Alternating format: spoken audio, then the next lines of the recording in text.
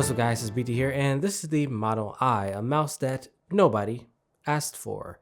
I don't think a lot of us were expecting to see this. I know upon opening the box myself and seeing this mouse, I was feeling a bunch of different things. I was feeling confused, I was feeling hurt, I was feeling sad.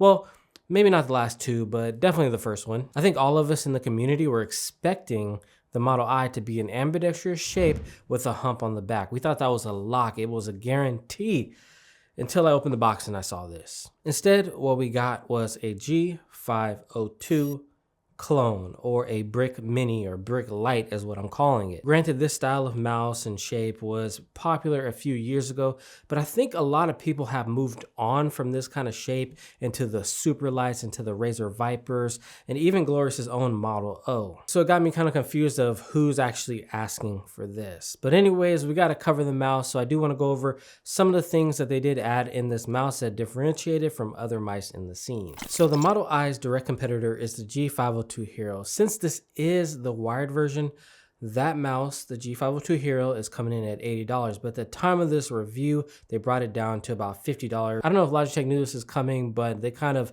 took the air out of the sails of Glorious by putting down that price. That's not the main reason why you would get this mouse anymore. I am shocked and appalled. Keep in mind that the G502 is a brick coming in at over 100 grams. That's one of the main gripes of the old G502, whereas this new Glorious Model I is 69 grams. But I must admit, the G502 Hero does have a superior build quality to the Model I's. And anybody that picks up either one of these mice is gonna tell right off the bat. That has nothing to do with weight, just the materials that they used. I can't believe I just said that. Who have I become? Where do I go next? Don't worry guys, I'm not gonna be using a brick anytime soon. Anyways, the G502 has 11 programmable buttons, whereas this one has 9, and I think the demographic of people that are going to be looking at this mouse are video editors or MMORPG players, or just casual players that don't care about weight. I think that they might see more buttons on the G502 and just go with that mouse. I'm just being real. Not saying that I would do that, but I could see some casual gamers going that route. The dimensions of the Model I are very similar to the G502. For me, as a medium-headed user, the G502 slender nature makes it very hard to control. The Model I, on the other hand, which is a bit wider, fixed the problem that I had with the G502. Unless you have smaller hands, you're definitely going to be enjoying the Model I's shape and width more than the G502. The build quality is definitely in line with what we've been seeing from Glorious. There is some side flex here when you press in the side buttons. One of the biggest changes to the Model I is the ability to take out some of these magnetic buttons on the side. One being the back button and the other one being the trigger. These do take a little bit of work to get out. You really have to push and pull and try to tug it from multiple different angles, or you could just use a screwdriver. It's not a very seamless process, but I guess it's a good thing that they just don't come out so easily. They've also included where you can get rid of these side buttons if you don't want them. They also have some other magnetic buttons. One just completely makes it smooth and gets rid of those side buttons, and the other ones protrude more and stick out more than the original ones that come on the mouse. So there is some modularity here on the mouse, which is actually nice. There's no added weights or any of that crazy stuff. I'm glad they didn't go that route. Thank you, Glorious. But I do find that the trigger is a little bit too far forward for my thumb. I feel like I have to extend my thumb all the way to Narnia just to hit that trigger. If you have larger hands, this won't be an issue and you'll be able to hit that front button. But for me, with medium hands, it's a little bit on the harder side. But I get it though, they don't want to mess up the area where your thumb is going to be resting. They want to give you enough room there, and they don't want you to accidentally hit it, which I get. But that's one reason on the flip side that I say this is more for casual gamers. The mouse 1 and 2 surprisingly feel nice and clicky. I really like them. The side buttons do have a lot of pre-travel, more than their previous mice, which I'm pretty surprised about. The scroll wheel has the same gel-like shapes. It's not too fast, not too slow, but somewhere in the middle. Now this one doesn't have that cool infinity scroll wheel, I think it's called, on the Logitech, where you can unlock it and then just scroll it smoothly and it gets rid of the steps. That was always cool.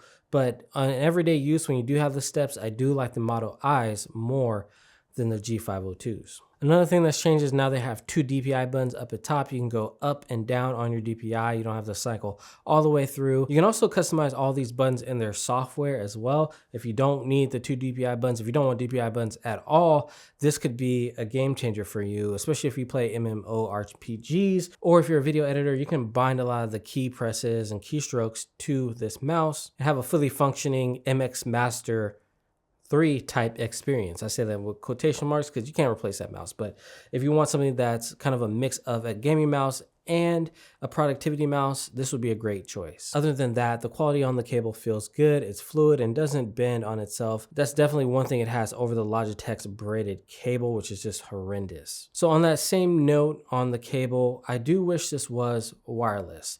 That way people aren't forced into buying the newest Glorious mouse and they have to buy it wired. They can get a wireless version if they so choose, or if they're on a budget, they can get the wired version. I want you to leave it up to them instead of just pushing a wired version onto people and then they got to buy it. I don't know. That model worked at first, but it feels a little bit outdated, especially with how fast the scene is moving. We definitely needed a wireless version of this mouse at the time of the launch. But anyways, now that we got all that covered, let's drop a sound test of this mouse so you can hear what it sounds like.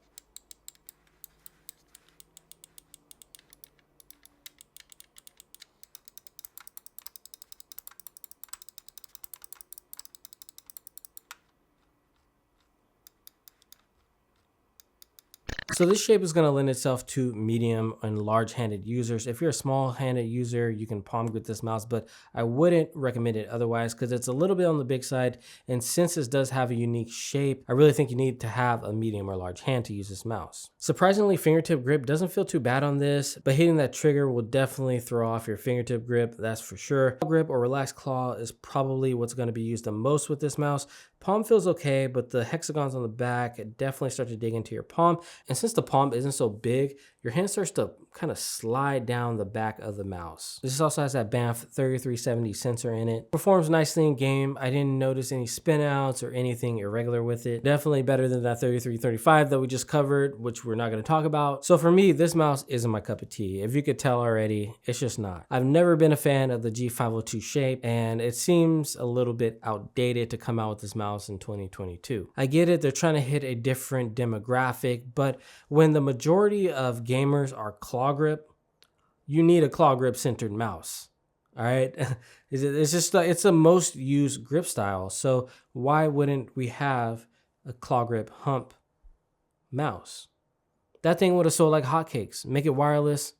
Those things, you couldn't even keep those in stock, okay? Now, I'm not saying that people aren't going to enjoy this mouse. Like I said, it could be for a specific subset of people, like people that like the original G502, video editors, MMORPG players, people that like a lot of buttons on their mouse, that want something lightweight and not a brick like a Basilisk or a G502. So this mouse isn't all bad, it just isn't what we expected. Hopefully we can get a wireless version of this mouse to come out soon.